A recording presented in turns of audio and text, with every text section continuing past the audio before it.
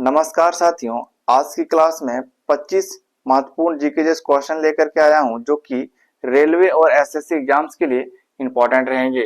जितने भी प्रश्न हैं सारे प्रीवियस ईयर पेपर से लिया गया प्रश्न है। तो चलिए हम लोग बिना देरी के शुरू करते हैं। पहला प्रश्न है, शेरशाह सूरी ने हुमायूं को किस युद्ध में हराया? मोस्ट इंपॉर्टेंट प्रश्न है। शेरशाह सूरी ने जो हुमायूं को जो है चौसा के युद्ध में हराया था और ये चौसा का युद्ध जो है 1539 ईस्वी में हुआ था। ऑप्शन नंबर सी जो इसका बिल्कुल सही आंसर है। चलिए अगला प्रश्न, दूसरा प्रश्न है, भारत की प्रथम दलित महिला मुख्यमंत्री कौन है? तो दलित महिला मुख्यमंत्री जो है ये मायावती है। ऑप्शन नंबर डी जो है बिल्कुल इसका सही आंसर है। अगला प्रश्न है, किस अनुच्छेद में संशोधन कर मतदाता आयु 21 से घटा करके 18 वर्ष की गई है? यानी वोट देने की उम्र जो था 21 से घटा करके 18 किया गया है। ये किस अनुच्छेद या आर्टिकल के तहत किया गया है? तो अनुच्छेद 326 के तहत किया गया है। यानी ऑप्शन नंबर ए जो इसका बिल्कुल सही आंसर है। चलिए अगला प्रश्न है, द बर्ड्स ऑफ बंगाल किसे कहा जाता है? तो बर्ड्स ऑफ बंगाल जो है ये रविंद्रनाथ टैगोर को कहा जाता है। ऑप्शन नंबर बी जो है इसका बिल्कुल सही आंसर है। रविंद्रनाथ टैगोर जो है बंगाल के एक नेता थे। चलिए अगला प्रश्न है, बांग्लादेश की सीमा किस भारतीय राज्य से नहीं लगती है? मोस्ट इंपॉर्टेंट प्रश्न है। बांग्लादेश की सीमा जो है अरुणाचल प्रदेश के साथ नहीं लगती है। ऑप्शन नंबर डी जो इसका बिल्कुल सही आंसर है। अगला प्रश्न है, छठवां प्रश्न, अरुणाचल प्रदेश के पहले ग्रीनफील्ड एयरपोर्ट की का नाम क्या है? तो ग्रीनफील्ड एयरपोर्ट का नाम जो है ये रखा गया है डैनी पोलो एयरपोर्ट। ऑप्शन नंबर बी बिल्कुल सही आंसर है। डैनी पोलो एयरपोर्ट अरुणाचल प्रदेश के पहले ग्रीनफील्ड एयरपोर्ट है। चलिए अगला प्रश्न है, निम्नलिखित में से कौन सा अधिनियम 1961 में पारित हुआ था? तो दहेज निषेध अधिनियम जो 1961 में हुआ था। ऑप्शन नंबर ए जो इसका बिल्कुल सही आंसर है।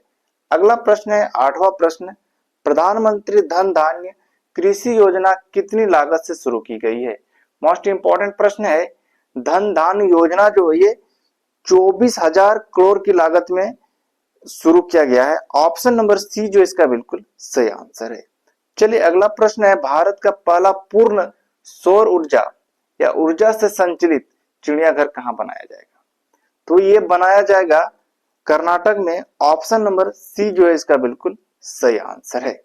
चलिए अगला प्रश्न है, 10वां प्रश्न, निम्नलिखित में से कौन सी झील सिक्किम में स्थित है?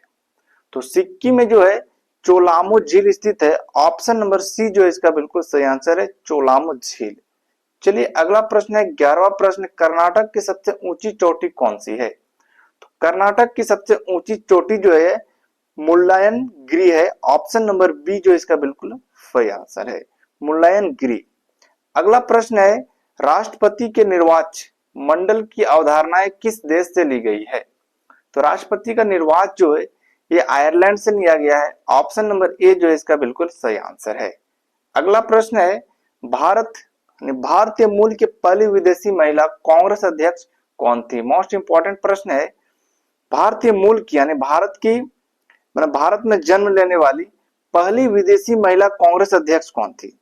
तो ये जाकर के नौलिनी सेनगुप्ता थी। ऑप्शन नंबर सी बिल्कुल सही आंसर है, नौलिनी सेनगुप्ता। चलिए अगला प्रश्न है, दिल्ली सल्तनत का पहला शासक कौन था? मोस्ट इंपॉर्टेंट प्रश्न है। दिल्ली शासक का पहला जो शासक था वो कुतुबुद्दीन ऐबक थे। ऑप्शन नंबर बी जो इसका बिल्कुल सही आंसर है।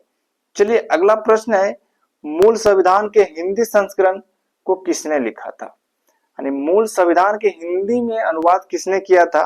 तो बसंत कृष्ण वेद ने किया था। ऑप्शन नंबर डी जो इसका बिल्कुल सही आंसर है। अगला प्रश्न है, पाकिस्तान से भारत आने वाले व्यक्तियों की नागरिकता प्रावधान किस अनुच्छेद में है?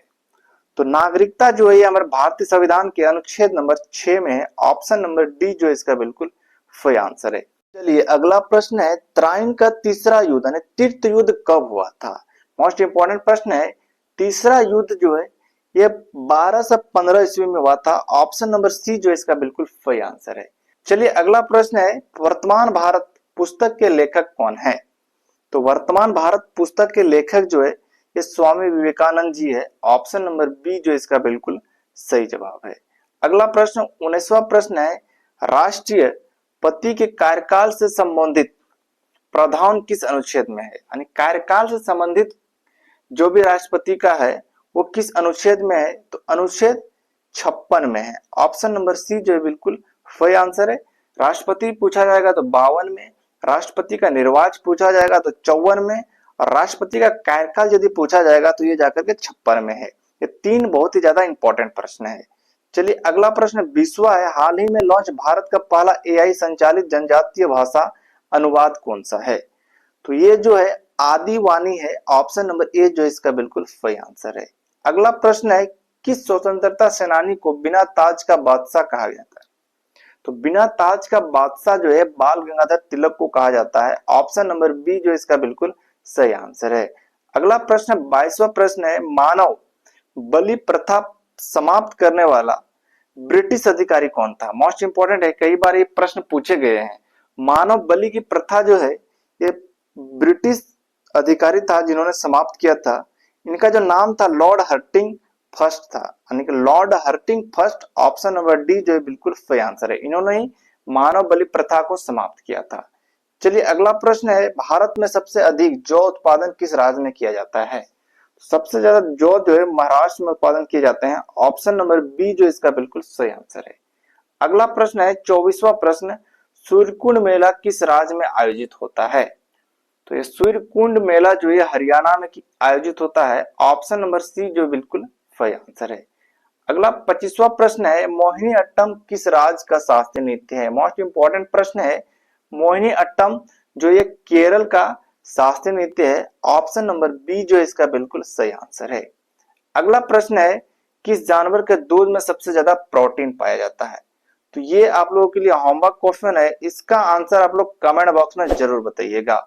मिलते हैं नेक्स्ट वीडियो में। वीडियो अच्छा लगा तो वीडियो को लाइक करके चैनल को सब्सक्राइब जरूर कर दीजिएगा।